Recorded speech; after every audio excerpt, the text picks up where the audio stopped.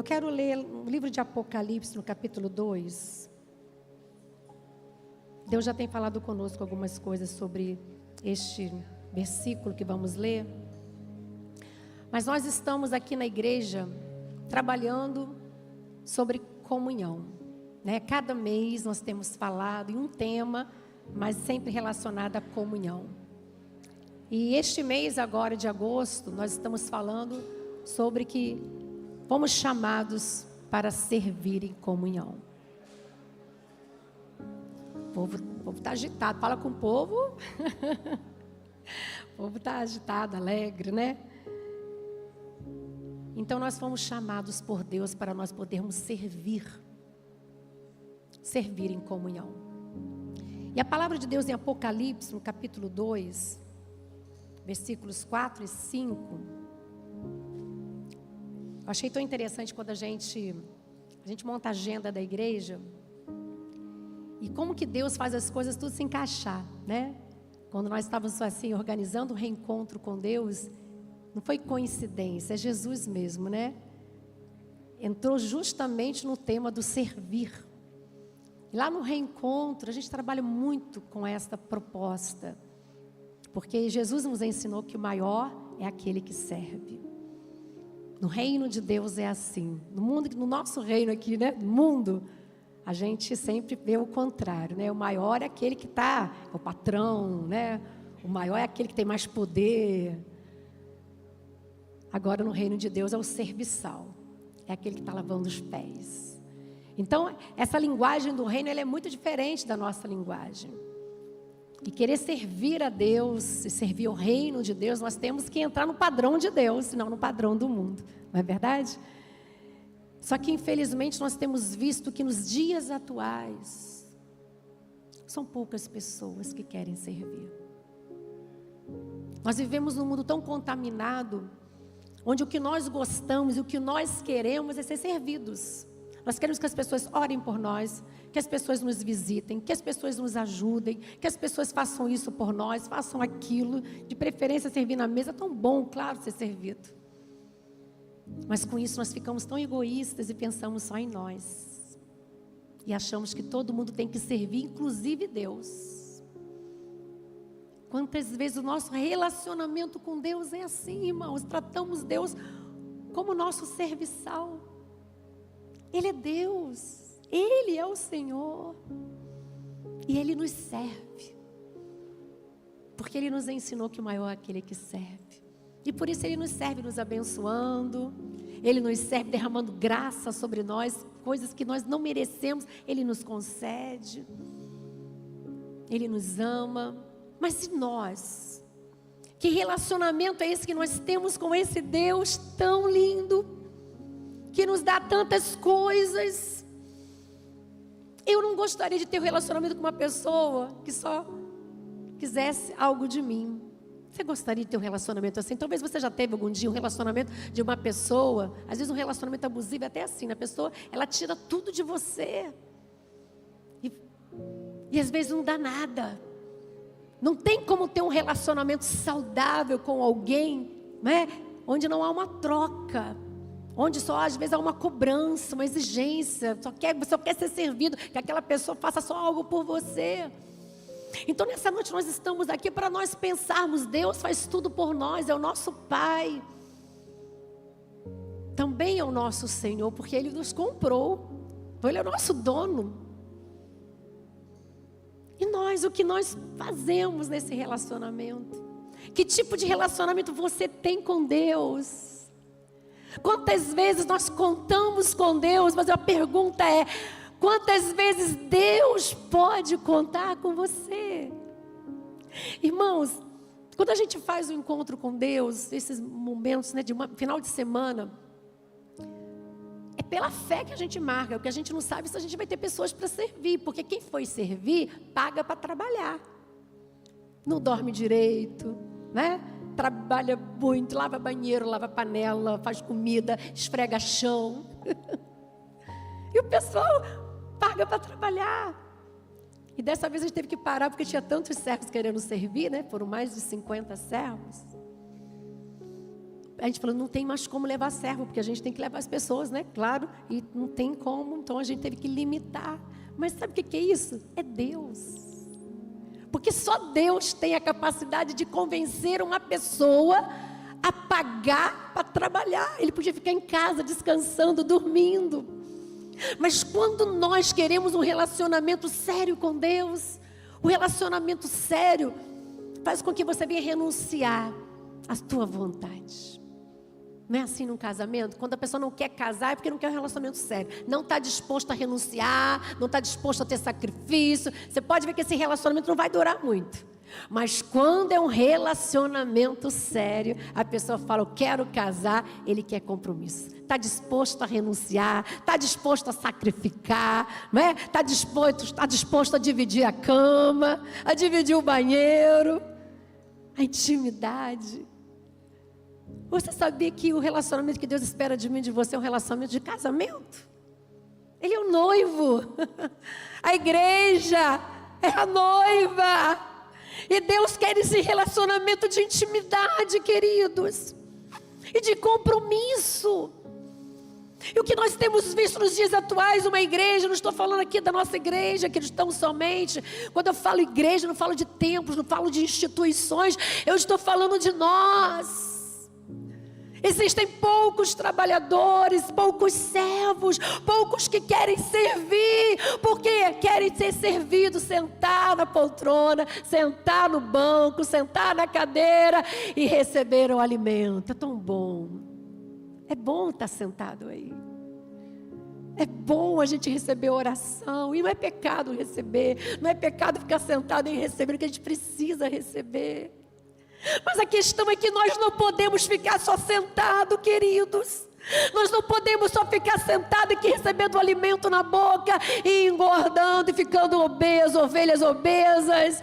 Deus quer uma resposta de nós. Deus não chamou para sermos ovelhas obesas. Deus nos chamou para sermos ovelhas férteis, ovelhas que venham reproduzir, ovelhas que venham gerar filhotes e que venham gerar discípulos no reino do Senhor.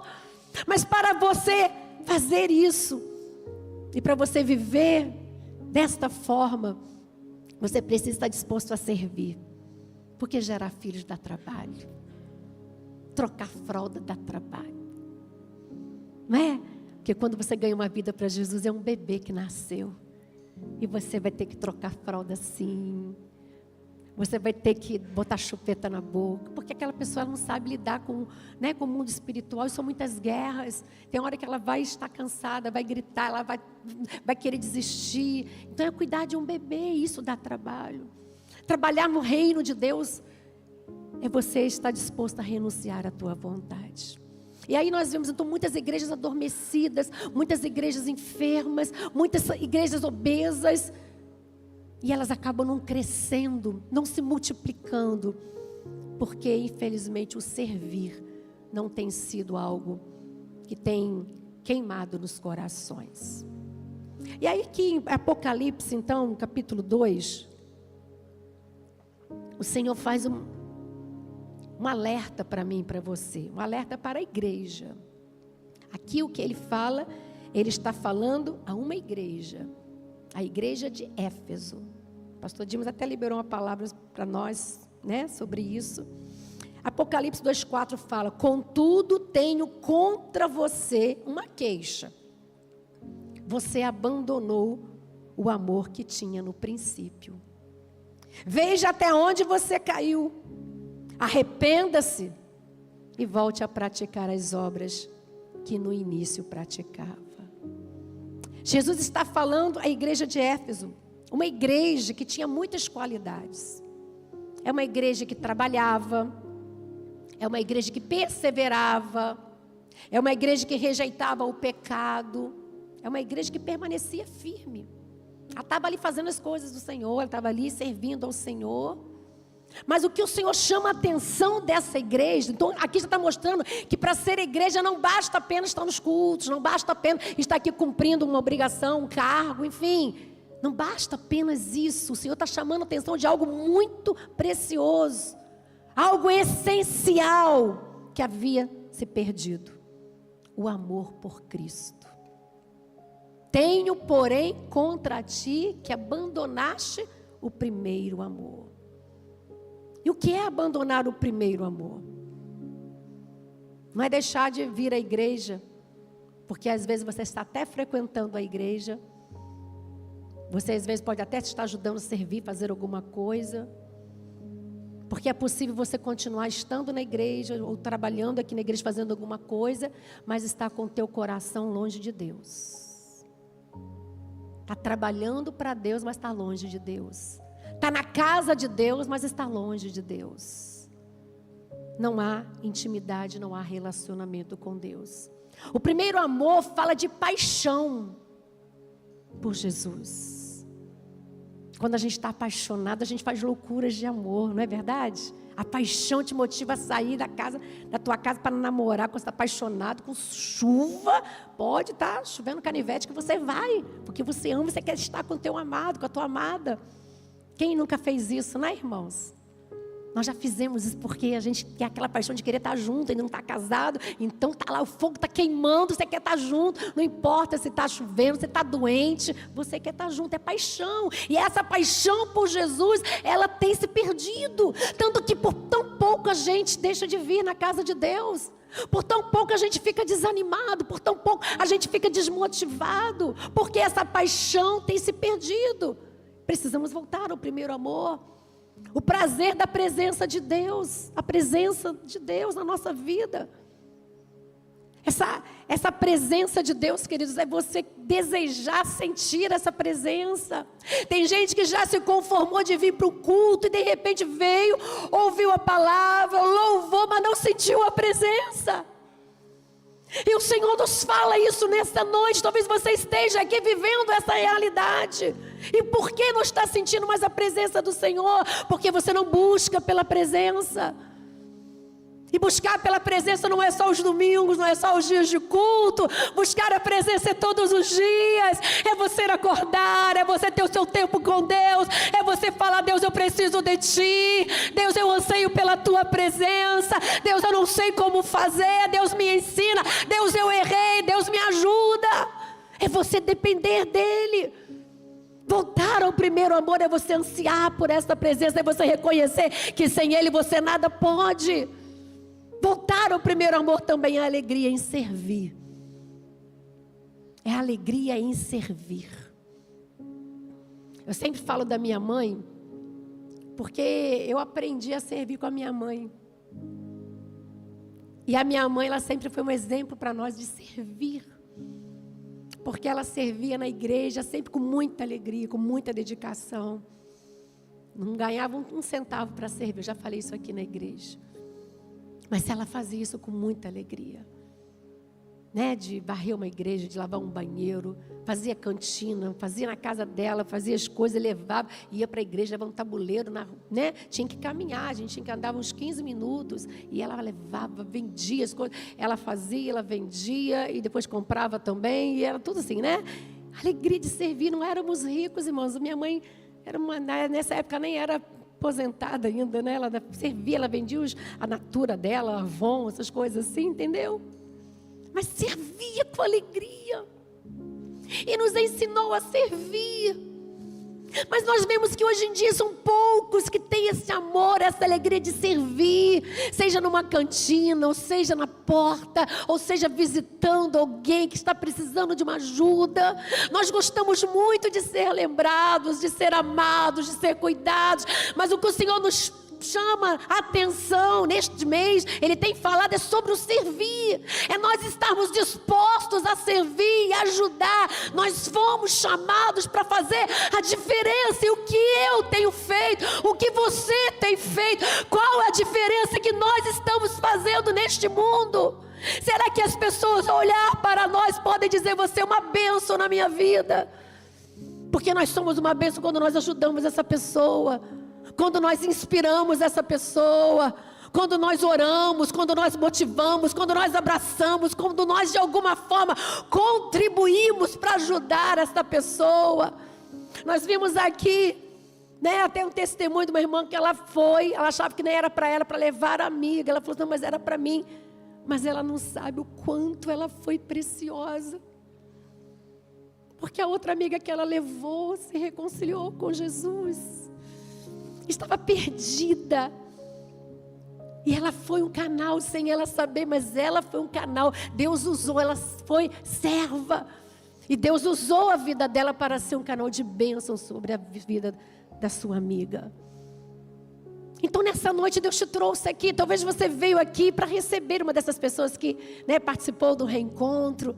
Mas você já parou para pensar que é uma estratégia de Deus para atrair você para este lugar, para você ouvir esta palavra, para Deus falar para você: meu querido, minha querida filha, meu querido filho, eu amo a sua vida, eu amo o seu zelo, eu amo que você vem à minha casa, eu amo que você gosta até mesmo de ajudar as pessoas, mas eu tenho contra ti que você abandonou o primeiro amor.